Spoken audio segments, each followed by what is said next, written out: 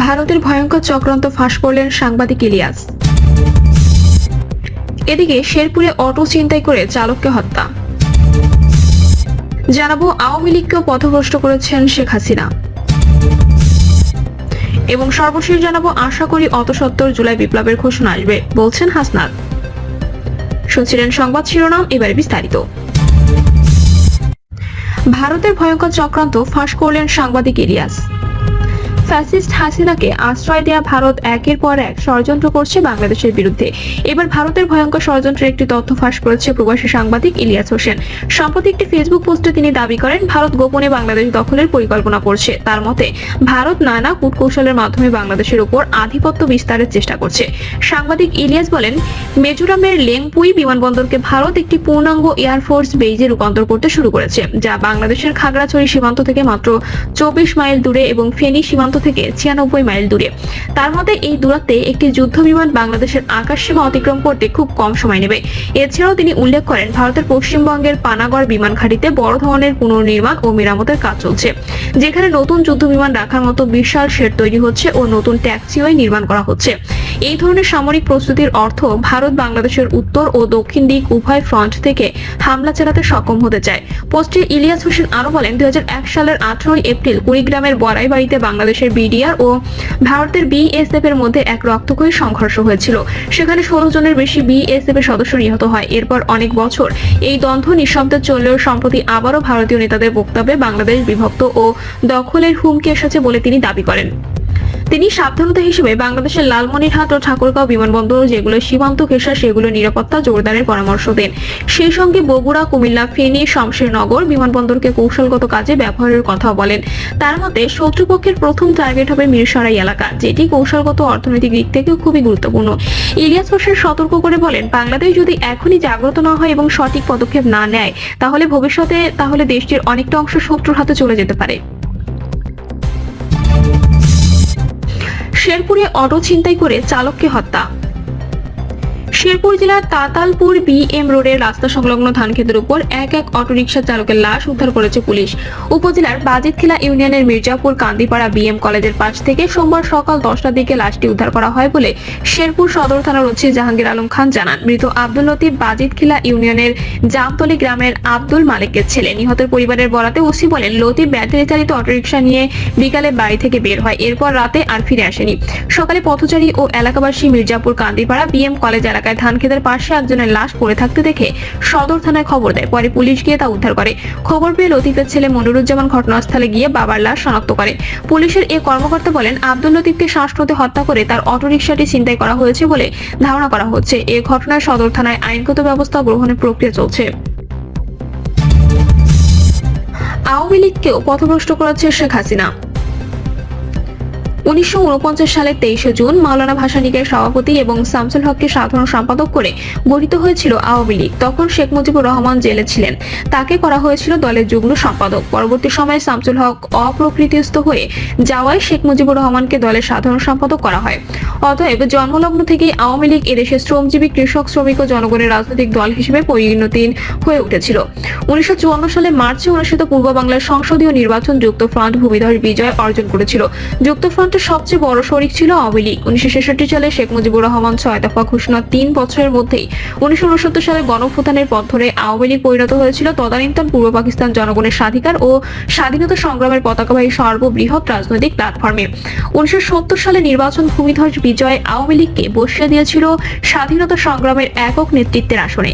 বঙ্গবন্ধুকে ম্যান্ডেট দিয়েছিল পূর্ব পাকিস্তানের জনগণের একক মুখপাত্র হিসেবে ভূমিকা পালনে। তাই 1971 সালের 1 মার্চ যখন স্বাধীনতা সংগ্রাম শুরু হয়েছিল তখন আওয়ামী লীগ এবং ছাত্রলীগের উপরে দায়িত্ব পড়তেছিল বাংলাদেশের স্বাধীনতার ঘোষণার।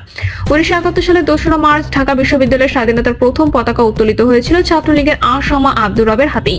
পরদিন ঢাকার পল্টন ময়দানে ঘোষিত হয়েছিল বাংলাদেশের স্বাধীনতার ইস্তেহার ছাত্রলীগের সাধারণ সম্পাদক শাহজাহান সিরাজের কণ্ঠে। 26 মার্চ সশস্ত্র মুক্তিযুদ্ধ শুরু হওয়ার পর 1971 সালের 10 এপ্রিল আওয়ামী লীগের সাধারণ সম্পাদক তাজউদ্দিন আহমেদের ভাষণে গঠিত হয়েছিল স্বাধীন বাংলাদেশের প্রথম সরকার। রাষ্ট্রপতি ঘোষিত হয়েছিল বঙ্গবন্ধু।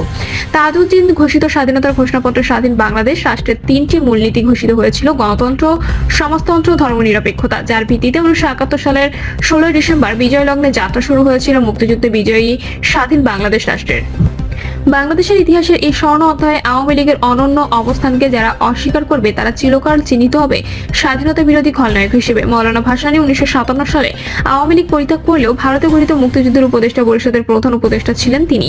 তাজউদ্দিন ছিলেন উপদেষ্টা পরিষদের সদস্য সচিব। স্বাধীন বাংলাদেশে ভাসানী এবং বঙ্গবন্ধু রাজনীতি ভিন্ন পথে মোড় নিলেও বক্ষমান কলামে তা আমার বিবেচ্য নয়। আমি আলোচনা করতে চাই 2024 সালের 5ই আগস্ট ঐতিহাসিক গণঅভ্যুত্থানে ক্ষমতা থেকে বিতাড়িত স্বৈর শাসক হাসিনা প্রসঙ্গে। এহেন জনমানুষের রাজনৈতিক দল আওয়ামী লীগকে কিভাবে ক্রোনি ক্যাপিটালিজম, চৌর্যতন্ত্র এবং অলিগার্কিতে রূপান্তরিত করায় দেশের জনগণ কর্তৃক ঘৃণিত লুটেরা ও দুর্নীতিবাজ হিসেবে ক্ষমতা থেকে বিতাড়িত হয়ে প্রাণ ভয়ে ভারতে পালিয়ে গেলেন। 1975 সালে সপরিবারে বঙ্গবন্ধু হত্যার পর হাসিনা ভারতের আশ্রয় লাভ করেন। 1981 সালের 17 এপ্রিল আওয়ামী লীগের সভাপতি হিসেবে বাংলাদেশে ফেরত আসার পর 1996 সাল পর্যন্ত অত্যন্ত বিপদসংকুল 1.5 দশকে বিরোধী দলের নেত্রী হিসেবে তিনি আওয়ামী লীগকে আবার ক্ষমতাসীন করায় সফল হন।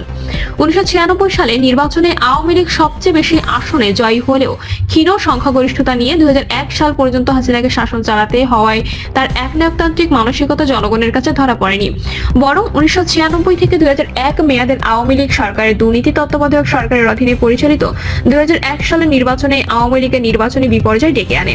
কিন্তু 2008 সালের নির্বাচনে আওয়ামী লীগের নেতৃত্বাধীন মহাজোট ভূমিধস বিজয় অর্জন করায় হাসিনা আজীবন ক্ষমতা কুক্ষিগত করার সর্বনাশা পথে পা বাড়ান। 15.5 বছর ছিল দেশে দুর্নীতি, পুঁজি লুণ্ঠন ও পুঁজি পাচারের মহোৎসবকাল। এই পুঁজি লুণ্ঠনের কেন্দ্রে ছিল হাসিনার পরিবার ও আত্মীয় স্বজন। এস আলম, সালমান এফ রহমান, সামিটের আজিজ খান, বসুন্ধরার আকবর সোবহান, ওরিয়ন গ্রুপের ওবায়দুল করিম ও নাসা গ্রুপের নজরুল ইসলাম মজুমদারের মতো লুটেরা অলিগার্ক ব্যবসায়ী এবং হাজার হাজার লুটেরা রাজনীতিবিদ, ব্যবসায়ী ও দুর্নীতিবাজ আমলা। শুধু হাসিনার পরিবার, আত্মীয় স্বজন এবং অলিগার্ক ব্যবসায়ীরাই নয়, আওয়ামী লীগের প্রায় সব মন্ত্রী, সংসদ সদস্য ও উচ্চ স্তরের নেতাকর্মী কোনো না কোনোভাবে দুর্নীতি, পুঁজি লুণ্ঠন ও পুঁজি পাচারে জড়িয়েছিলেন। হাসিনা আমলের 1 নম্বর সমস্যায় পরিণত হয়েছিল পুঁজি পাচার। ভাসানীর আওয়ামী লীগকে হাসিনা দুর্নীতি, বেধড়ক পুঁজি লুণ্ঠন ও পুঁজি পাচারের লীলাক্ষেত্রে কিভাবে পর্যবেসিত করলেন? 2018 সালের ডিসেম্বরের রাতের ভোটের প্রহসনের মাধ্যমে সংসদে আসা সদস্যদের 61.7% ছিলেন ব্যবসায়ী। 2024 সালের 7 জানুয়ারি অনুষ্ঠিত একতরফা নির্বাচনী প্রহসনে ওই ধারায় কোনো ব্যত্যয় ঘটেনি। 2019 সালে দেশের অর্থমন্ত্রীর চেয়ারে বসানো হয়েছিল একজন লুটেরা আদম ব্যাপারীকে। কিন্তু প্রকৃতপক্ষে দেশের অর্থনৈতিক নীতি নির্ধারণের সবচেয়ে শক্তিধর ব্যক্তিকে পরিণত করা হয়েছিল দেশের সবচেয়ে বড় ঋণখেলাপি সালমান এফ রহমানকে। তাকে বানানো হয়েছিল প্রধানমন্ত্রীর বেসরকারি বিনিয়োগ ও শিল্প উপদেষ্টা। তার মালিকানাধীন বেক্সিমকো গ্রুপের খেলাপি ঋণ 50,000 কোটি টাকার বেশি। চট্টগ্রামের কুখ্যাত এস আলমকে দেশের 7টি ব্যাংকের উপর একক নিয়ন্ত্রণ স্থাপনের ব্যবস্থা করা হয়েছিল, যার দ্বিতীয় নজির বিশ্বের আর কোথাও খুঁজে পাওয়া যাবে না।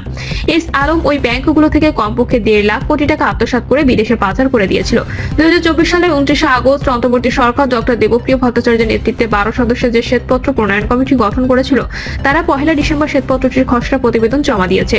শ্বেতপত্র কমিটির গবেষণায় উঠে এসেছে স্বৈরশাসক হাসিনা 15.5 বছরের লুটপাট তন্ত্রের মাধ্যমে প্রতি বছর গড়ে $16 বিলিয়ন হিসেবে মোট $234 বিলিয়ন লুণ্ঠিত হয়ে দেশ থেকে বিদেশে পাচার হয়ে গেছে। সবচেয়ে বেশি লুণ্ঠনের শিকার হয়েছে ব্যাংকিং ও ফাইন্যান্সিয়াল খাত, তারপর জ্বালানি ও বিদ্যুৎ খাত, তারপর ভৌত অবকাঠামো খাত এবং এরপর তথ্য প্রযুক্তি খাত।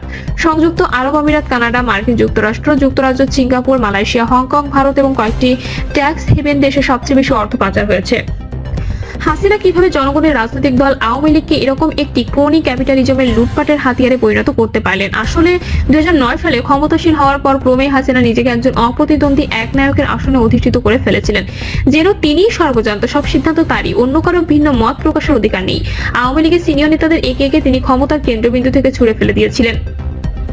এরই ধারাবাহিকতায় জনগণের দল মৌলানা ভাসানী ও বঙ্গবন্ধু আওয়ামী লীগ হাসিনার স্বৈরশাসনে রূপান্তরিত হয়ে গেল ক্রোনি ক্যাপিটালিজম, ক্লেপ্টোক্রেসি এবং গণধিকৃত অলিগার্কিতে। 2024 সালে 5 আগস্ট ক্ষমতা থেকে উৎখাত হওয়ার পর কমপক্ষে আগামী 1 দশক আওয়ামী লীগ এদেশে বিলোপের গিরিখাতে মরণাপন্ন হয়ে ধুঁকতে থাকবে। এই দুঃখ কোথায় রাখি?